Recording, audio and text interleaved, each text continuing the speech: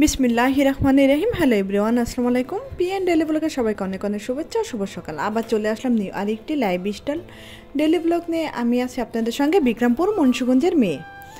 আর সকাল সকাল ভিডিওটা শুরু করে দিলাম। আজকে আমাদের গাছের এই যে কিছু বেগুন হয়েছে, এই সবুজ সবুজ বেগুনগুলো মাশাআল্লাহ অনেক সুন্দর। তাই ভাবলাম বেগুনগুলো একটু বড় হয়ে গেছে, আজকে পেরে সকালে পানি ভাত খাবো, সেটাই আপনাদের সঙ্গে শেয়ার করব। আর সঙ্গে তো মাছ ভাজা আছে। আর গাছের বেগুনগুলো দুইটা বেগুন কেটে নিলাম, আরগুলো থাক, পরে আবার যখন খাবো তখনই কেটে নিব।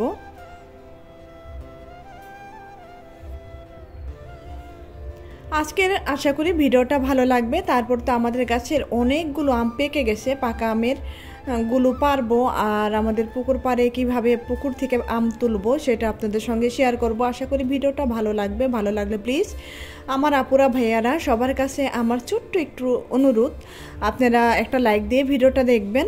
এবং যারা নতুন আসছেন, যদি ভিডিওটা ভালো লেগে থাকে তাহলে সাবস্ক্রাইব করে আমার পাশে থেকে যেতে পারেন সুন্দর সুন্দর প্রতিদিন লাইফস্টাইল ভিডিও দেখার জন্য।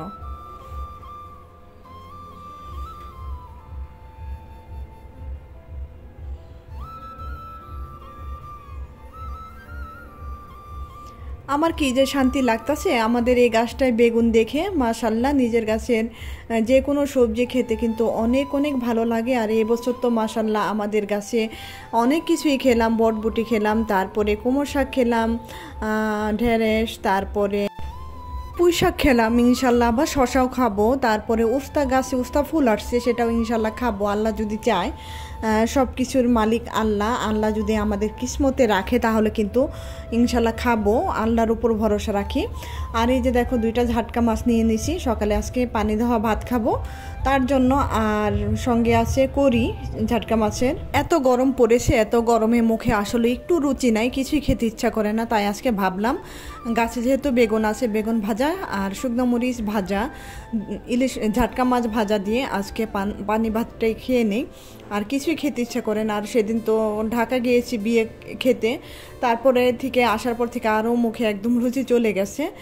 আর কি আর বলবো, কিছুই খেতে ইচ্ছা করতেছে না। সেদিন তো গিয়ে চলে আসলাম ঢাকাতে বিয়ের অনুষ্ঠানে, আর তেমন একটা খেতেও পারি নাই, অনেকটা খারাপ লাগছে। আর কি যাওয়া আসা জার্নি আমি একসাথে আর কি করতে পারি না।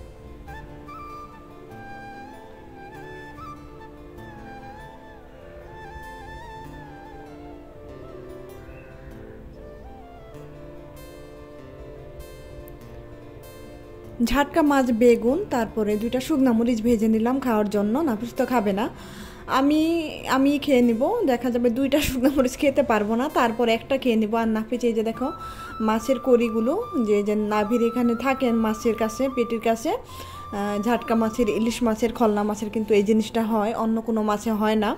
এটা খেতে ভীষণই পছন্দ করে ওরা, আমিও পছন্দ করতাম। আর এই যে একটু মাছ ভাজা তেলও নিয়ে নিয়েছি সঙ্গে। পানি ভাত খাবো, মাছ ভাজা তেল ছাড়া কি চলবে বলো? আর মাছ ভাজা তেলের কিন্তু অন্যরকম একটা টেস্ট, সেটা হলো ইলিশ মাছের তেলে বেশি টেস্ট। তারপরেও ঝাটকা মাছেরও খারাপ লাগবে না। তারপর একটু নিয়ে নিলাম দুইজনে, মা ও ছেলে।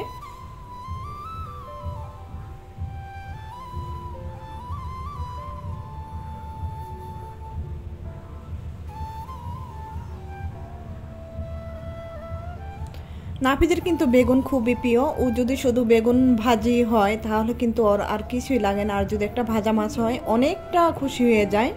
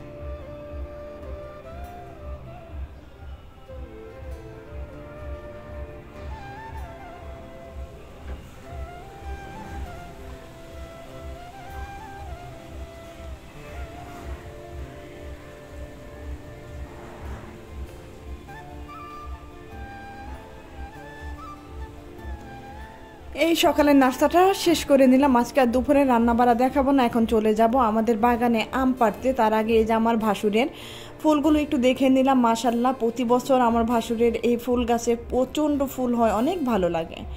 তারপরে এই যে দেখো আম পাড়া শুরু করে দিয়েছে, আর কত একদম গাছের আগায় উঠে গেছে।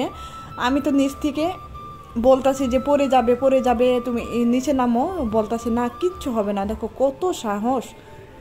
তারপরে অনেকক্ষণ চিল্লাচিল্লির পরে গাছের দিকে নেমে আসছে, তারপর কোটা দিয়ে তারপর আমগুলো পেরে নিল।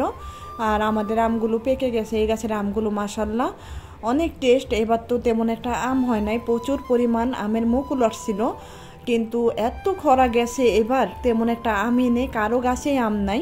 আমাদের এই গাছটা তাও আল্লাহর রহমতে কিছু আছে, আরও আছে যে কবরস্থানের পিছনে 5-6টা আম গাছ আছে, সেখানেও আছে, সেগুলো পরে পারবো। আর এই গাছের আমগুলো জ্যৈষ্ঠী মাসেই পেকে যায়, প্রথম থেকে শেষ পর্যন্ত আর কি পেরে নেই জ্যৈষ্ঠী মাসের। আর পাশে তো এই যে আমাদের পুকুরটা, পুকুরের ভিতরে অনেকগুলো আম পড়ে গেছে। এখন ওদের পুকুরে নামাবো, ওরা পুকুরে নেমে তারপরে আমগুলো তুলে তুলে আনবে। কচুরির জন্য আমও সবুজ, কচুরিগুলো সবুজ, এই জন্য আমগুলো আর দেখা যাচ্ছে না। আর অনেক কষ্ট করে একটা একটা করে বিলি দিয়ে খুঁজে তারপরে বের করে আমগুলো আর কি আনতাছে। আর ওরা দুজন প্রথমে নামতে চায় না, আসলে অনেক ভয় পাইছে যে অনেক পানি, সাঁতার কেটে দেখে, তারপরে একটু পাটা নিচের দিকে দিছে, বলে হায় হায় পানির তো নাই। অবাক হয়ে গেছে, অবাক হয়ে যে দেখো তারপর তো খুশি হয়ে গেল। তারপরে একটা একটা করে চিলো করে কচুরি বেছে আমগুলো তুলে নিল। আমাদের এখান তো নির্বাচন, বাবারে বাবা, নির্বাচনের জন্য কানে কপালে কিছুই শোনা যাচ্ছে না, আর ভয়েসটা দিতে খুব সমস্যা হচ্ছে। মনে হচ্ছে যে যখনই ভয়েস দিতে আর কি চেষ্টা করি, তখনই দেখা যায় এই নির্বাচনের ইসে আর ভয়েস দিতে পারি না ঠিক মতো। নির্বাচনটা হওয়ার পরে আর কি ভয়েসটা ঠিকঠাক মতো দিতে পারবো। প্রতিদিনে একটা টেনশনে থাকি যে আমার ভয়েস দেওয়ার সময় যেন মাইকগুলো না আসে, দেখা যায় সেই টাইমে মাইকগুলো চলে আসে। আমগুলোর পুকুরের সাঁতার কেটে সবগুলো নিয়ে আসলো, আর পাড়া শেষ, বাসায় কয়েক ব্যাগ রেখে আসছে। আর বাকিগুলো এই যে জেসমিন আপা আমাকে যে হেল্প করে, সেই জেসমিন আপা এই যে নিয়ে গেল ব্যাগে ভরে। আর আমি তাদের পিছে চলতাছি ক্যামেরাটা ধরে। কেমন লাগলো তোমাদের কাছে ভিডিওটা তোমরা কিন্তু জানিও। আর যারা এই পর্যন্ত আসছো, তোমাদের মূল্যবান সময়টা আমার জন্য দিয়েছো, তাদের তো অসংখ্য ধন্যবাদ ও দোয়া আমার তরফ থেকে সবসময়। আমার ভিডিওগুলো যারা ক্লিক করছো তাদের সবার জন্য অনেক দোয়া ও ভালোবাসা। আর ভিডিওটা আর বেশি বড় করব না, আজকের মতো এখানে শেষ করব। সবাই ভালো থাকবা, সুস্থ থাকবা, আল্লাহ হাফেজ, আসসালামু আলাইকুম।